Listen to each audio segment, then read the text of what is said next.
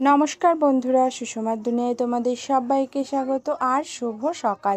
সকাল সকাল ঘুম থেকে উঠেই সমস্ত কাজকর্ম সেরে রান্না বান্না শুরু করে দিলাম প্রতিদিনের মতো।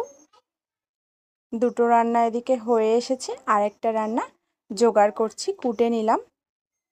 এই রেসিপিটা খেতে আমার বাবা খুব ভালোবাসতেন, আমরাও খুব ভালোবাসি, মা আর আমি। এই কাঁঠালের আটি দিয়ে ওলের ডাঁটা চচ্চড়ি খেতে ভীষণ ভালো লাগে আমারও। তারপর আজ যা যা রান্না হয়েছে তার এক ঝলক তোমাদের একটু দেখিয়ে দিলাম। তারপর খেয়ে দিয়ে দুপুরবেলা একটু কাজে বসলাম।